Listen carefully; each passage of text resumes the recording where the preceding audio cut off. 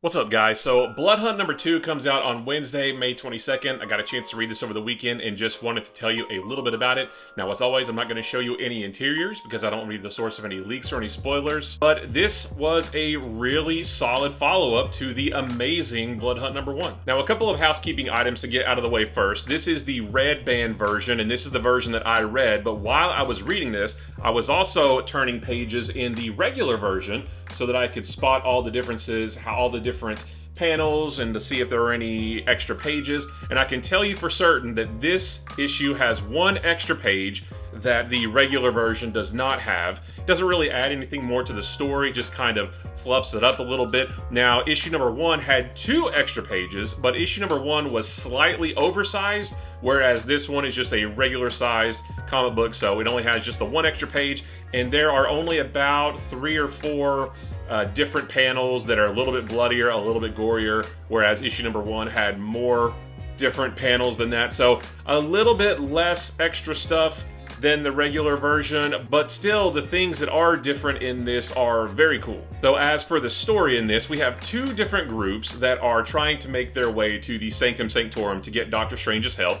We have Hunter's Moon and Tigra and Spider-Man, Miles Morales, making their way through the streets of New York to try to get there. And we also have Dracula and Bloodline trying to get there as well. Now, if you want to see how Dracula and Bloodline got to New York, that was told in the first issue of the Dracula Blood Hunt tie-in. So, you know, if you want to go back and read that, you can. If you didn't read it, or if you don't want to, just know that there was a story of them in Atlanta, you know, fighting through some vampires as they made their way to New York. And also, reading this issue kind of confirms the importance of Doctor Strange number 15 that came out a couple weeks back.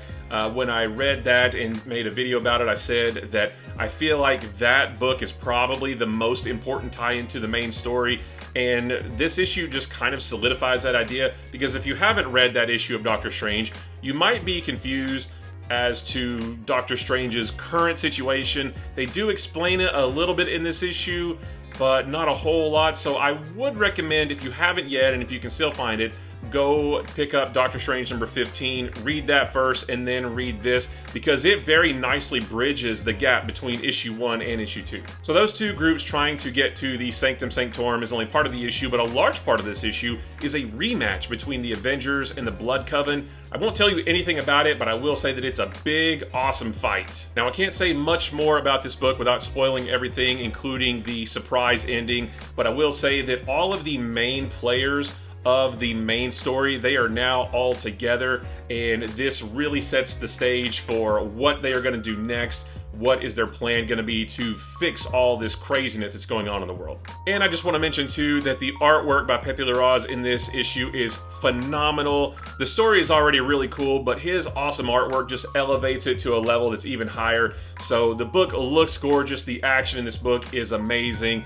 It's just great. It's wonderful. It's exactly what I want to see out of a comic book. So again, this issue comes out on Wednesday, May 22nd. Let me know if you pick it up, and if you do, let me know what you think about it.